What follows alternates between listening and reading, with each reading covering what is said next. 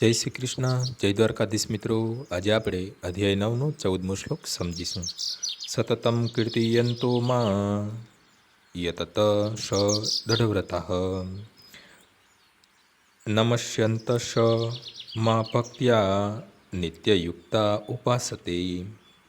તે મહાત્માઓ મારા મહિમાનું નિત્ય કીર્તન કરતા, દઢ સંકલ્પપૂર્વક પ્રયાસ કરતા, મને નમસ્કાર કરતા ભક્તિભાવે નિરંતર મને ભજે છે.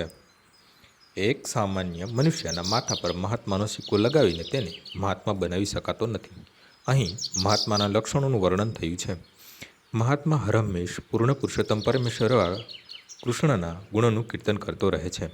તેની પાસે બીજું કોઈ કામ હોતું નથી. તે હંમેશા ભગવાનના ગુણાનુવાદમાં વ્યસ્ત રહે છે. બીજી રીતે કહી શકાય કે તે નિર્વિશેષવાદી હોતો નથી. જ્યારે ગુણાનુવાદનો પ્રશ્ન ઊભો થાય છે ત્યારે મનુષ્ય ભગવાનના પવિત્ર નામ, તેમના ગુણ, દિવ્ય ગુણ, તેમના સનાતન રૂપ તેમજ તેમની અનુભૂત લીલાઓનું ગૌરવ જ્ઞાન કરીને ભગવાન પરમેશ્વરના ગુણાનુવાદ કરવાના હોય છે. મનુષ્ય આ સર્વ બાબતોનો મહિમા ગાવાનો હોય છે. મહાત્મા તેથી પૂર્ણ પુરુષોત્તમ પરમેશ્વર પ્રત્યે અનુરક્ત રહે છે. જે મનુષ્ય પરમેશ્વરના નિરાકાર પાસા બ્રહ્મજ્યોતિ પ્રત્યે આસક્ત રહીને તેને ભગવદ્ ગીતામાં મહાત્મા કહેવામાં આવ્યો છે. તેને હવે પછીના શ્લોકમાં અન્ય રીતે વર્ણવ્યું છે. શ્રીમદ ભાગવતમમાં ઉલ્લેખ કરવામાં આવ્યો છે તેમ મહાત્મા વિષ્ણુનું શ્રવણ, કીર્તન જેવા વિવિધ ભક્તિ કાર્યોમાં સદૈવ મગ્ન રહે છે.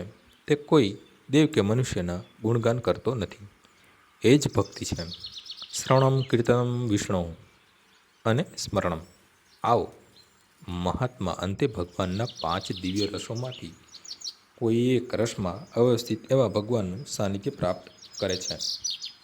તે આ સફળતા પ્રાપ્ત કરવા માટે મન, વચન અને કર્મથી પોતાના સર્વ કાર્યોને ભગવાન શ્રી કૃષ્ણની સેવામાં અર્પણ કરે છે. આને જ પૂર્ણ કૃષ્ણ ભાવનામૃત કહેવામાં આવે છે. ભક્તિમય સેવામાં એવા કેટલાક કાર્યો હોય છે જે દઢવ્રત કહેવાય છે. જેમ કે દરેક એકાદશીના દિવસે તથા ભગવાનના પ્રાકટ્ય જન્માષ્ટમી દિવસે ઉપવાસ કરવો. આ સર્વ વ્રતો નિયમો મહાન આચાર્યો દ્વારા એવા લોકો પાસે નિયત કરવામાં આવ્યા છે કે જેઓ દિવ્ય લોકમાં પૂર્ણ પુરુષોત્તમ પરમેશ્વરનું સાનિધ્ય પ્રાપ્ત કરવા ખરેખર ઈચ્છુક હોય છે. મહાત્માઓ આ બધા જ વ્રત નિયમોનું દૃઢપણે પાલન કરે છે. પરિણામે તેઓ નિશ્ચિત રૂપે ઈચ્છિત ફળ પ્રાપ્ત કરે છે. આ અધ્યાયના બીજા શ્લોકમાં કહેવામાં આવ્યું છે તેમ આ ભક્તિ સહજ તો છે જ, પણ તે સુખપૂર્વક આચરી શકાય તેવી છે. તે માટે કઠોર વ્રત તપ કરવાની જરૂર રહેતી નથી. મનુષ્ય સદગુરુની નિશ્રામાં રહીને કોઈ પણ અવસ્થામાં ગૃહસ્થ, સંન્યાસી અથવા બ્રહ્મચારી તરીકે ભક્તિમાં આ જીવન વ્યતીત કરી શકે છે.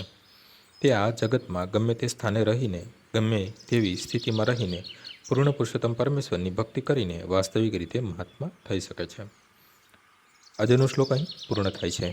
આવતીકાલે ફરીથી સવારે 6 વાગ્યે મળીશું. જય શ્રી કૃષ્ણ.